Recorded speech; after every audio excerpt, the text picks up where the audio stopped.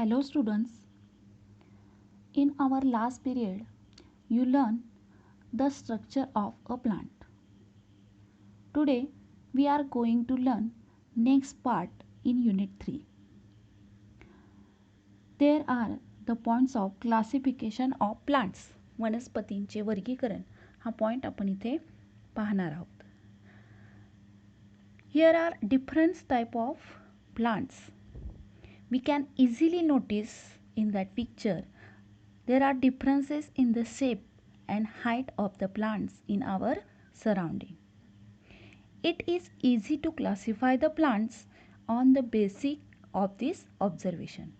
आपल्याला या पिक्चरमध्ये दिसतं आहे की वनस्पतींमध्ये विविधता आहे आणि ही विविधता आपल्याला वनस्पतींमध्ये असलेला आकार, उंचीमधला फरक याद्वारे आपल्याला लक्षात येतो आणि याच्या आधारे वनस्पतींचे सहज वर्गीकरण करता येते. Then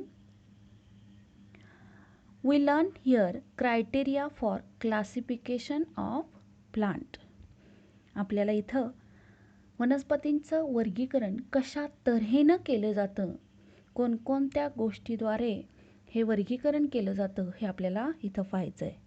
Then the first criteria is according to the shape and the height of the stems, plants can be classified into trees, shrubs, herbs and vines. According to the shape and the height of the stem, म्हणजे वनस्पतीच्या खोडाच्या आकार आणि उंचीनुसार याचं वर्गीकरण केलं जातं, वनस्पतींचं वर्गीकरण केलं जातं. हा पहिला क्रायटेरिया आहे. याबद्दल आपण माहिती घेऊया. ट्रीज. आपल्याला ट्रीज आपण पाहिलेले आहेत, पण ह्या अनेक वनस्पती आपल्याला आढळतात. इन दॅट ट्रीज कशा असतात पहा. Some plants grow tall, their stem or trunk is hard and strong. काही वनस्पती उंच आढळतात. Their stems or trunk is hard and strong. त्यांचं खोड टणक आणि मजबूत असते. They have branches at some height above the ground. जमिनीपासून काही उंचीवर यांना फांद्या फुटलेल्या आपल्याला दिसतात. They bear flowers and fruits for many years. त्यांना अनेक वर्ष फुले आणि फळे येतात.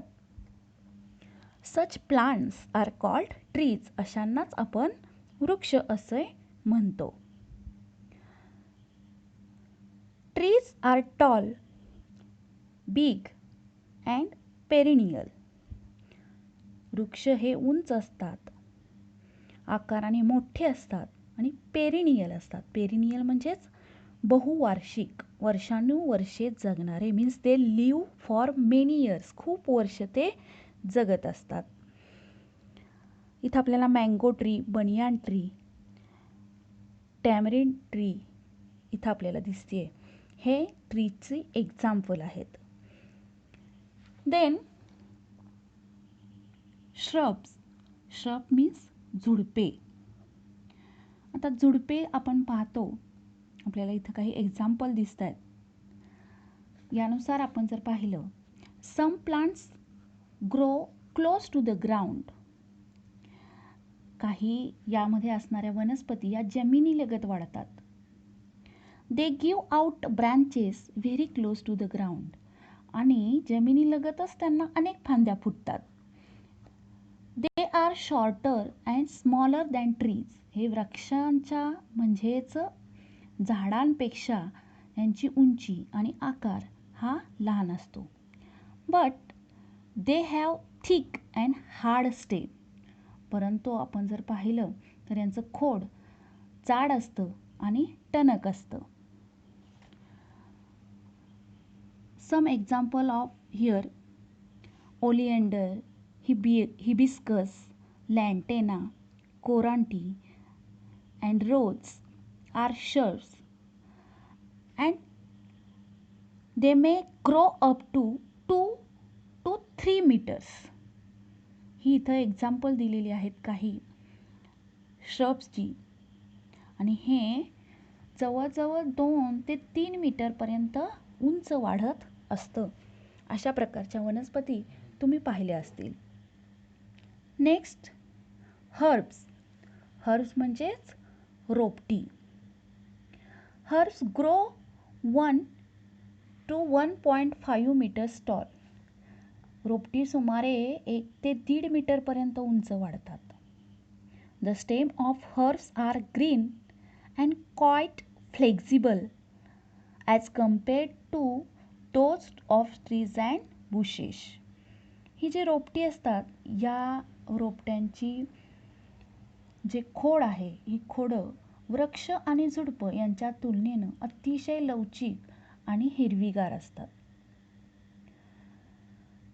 Then herbs may live for few months or up to 2 years.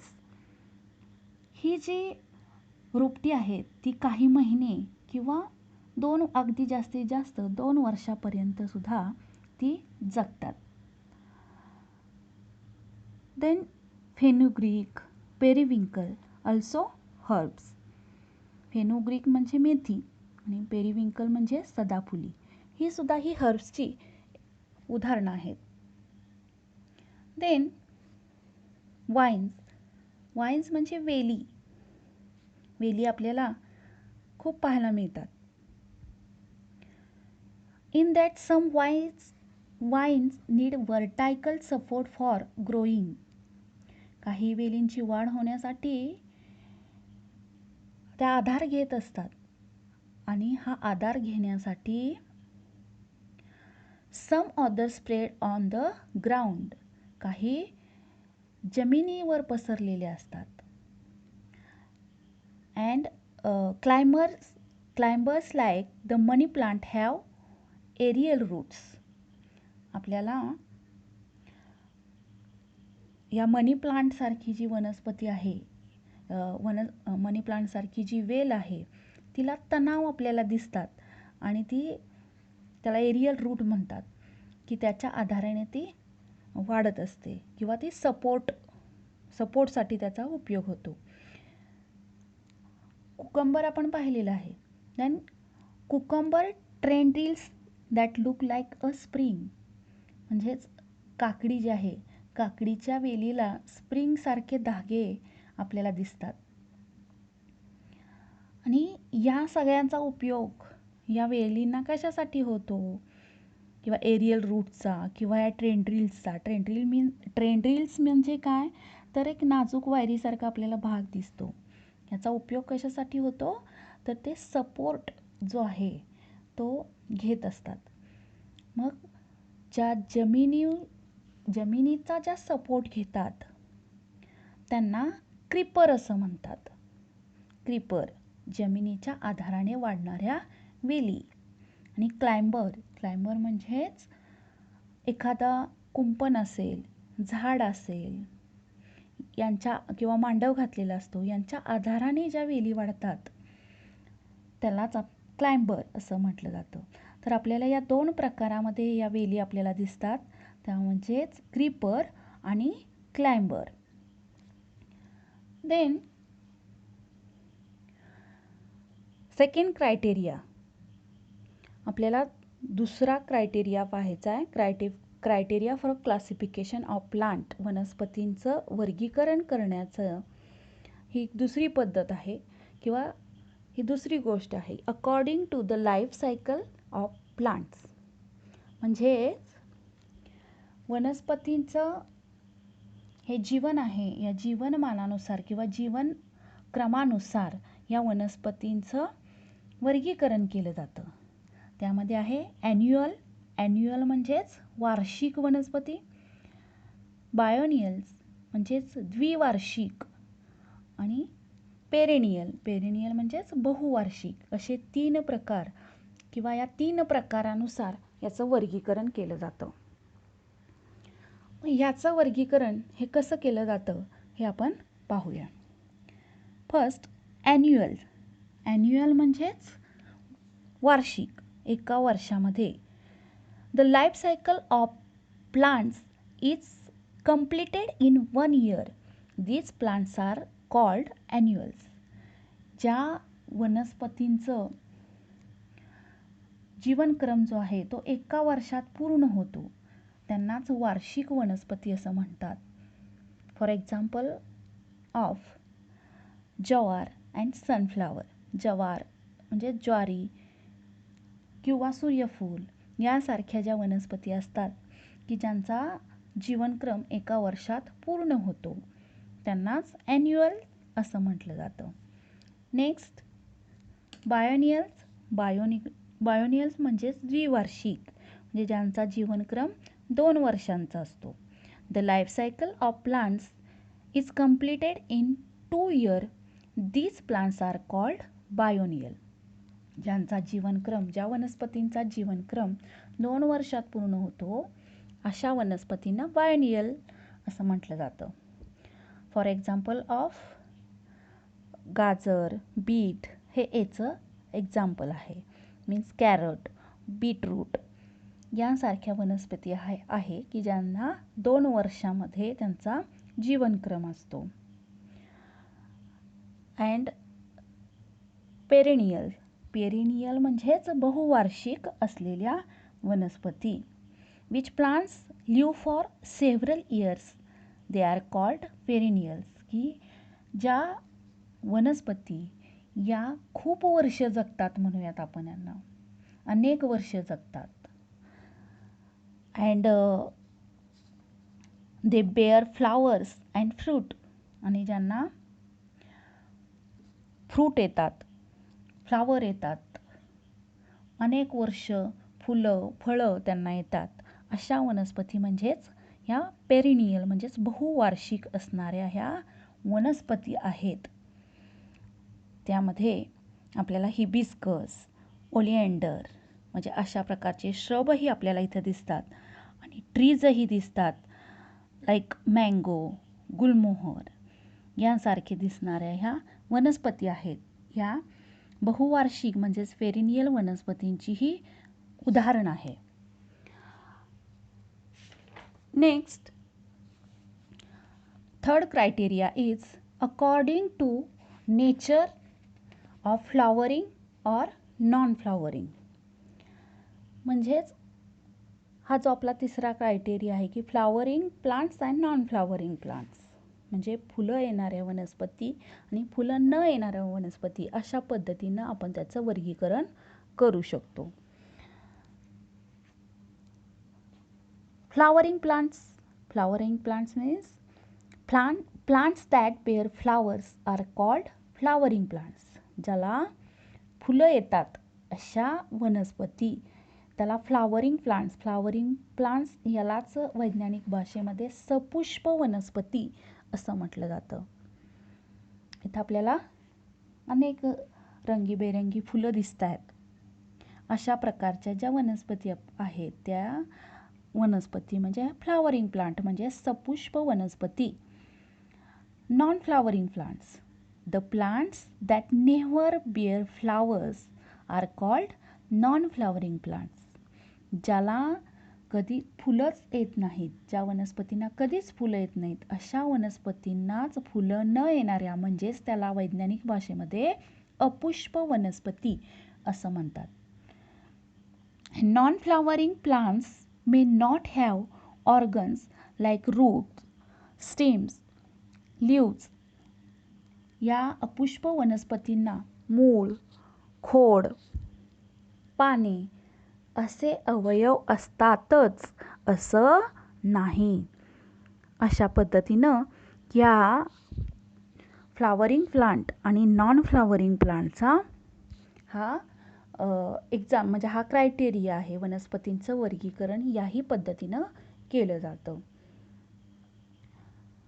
ह्या स्लाइडमध्ये आपण पाहतोय बघा, वर्ल्ड्स लार्जेस्ट फ्लावर म्हणजे जगामध्ये असलेलं सर्वात मोठं फूल आहे बघा.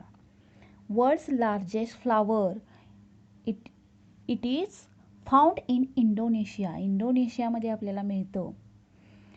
And its name is Rafflesia arnoldii. या वनस्पतीचं नाव आहे राफ्लेशिया अर्नोल्डी. The diameter of the flower of the plant is about 1 meter. याचा व्यास हा 1 मीटर असतो. 1 मीटर. 1 मीटर म्हणजे 100 सेंटीमीटर असतात. आपण वर्तुळ काढतो आणि हे वर्तुळ काढण्यासाठी आपण कितीपर्यंत घेतो बघा, पट्टीमध्ये माप घेतो. आता हे 1 मीटर म्हणजे 100 सेंटीमीटर, लक्षात घ्या. इतकं मोठं फूल आहे हे. आणि दुसरं आपल्याला इथं फूल दिसतंय, वर्ल्ड्स स्मॉलेस्ट फ्लॉवर, जगातलं सर्वात लहान फूल. Its name is Wolffia or duckweed. याला उल्फिया हे नाव आहे. आणि its diameter is as small as 0.5 millimetre. म्हणजे याचा डायमीटर, याचा व्यास जो आहे तो 0.5 मिलीमीटर. बघा पट्टीवर आपल्या पहा, शून्यापासून 5 रेघा. 5 रेघा म्हटलं मी, पुढं जायचंच नाही, 1 सेंटीमीटरकडं जायचंच नाही आपल्याला. इतकं लहान असलेलं हे फूल आहे.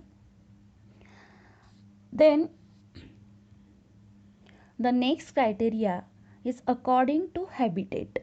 आता पुढचा क्रायटेरिया जो आहे वनस्पतींचा, या वनस्पतींचा हॅबिटेट म्हणजेच अधिवासानुसार वर्गीकरण केलं जातं. प्लांट हॅबिटेट, वनस्पतींचा अधिवास, म्हणजे वनस्पती या कुठं उगवतात किंवा कुठं कुठं दिसून येतात त्यानुसार. म्हणजेच वनस्पती which is land, water, desert and marshy areas, अशा विविध ठिकाणी आपल्याला या वनस्पती दिसतात. म्हणजे विच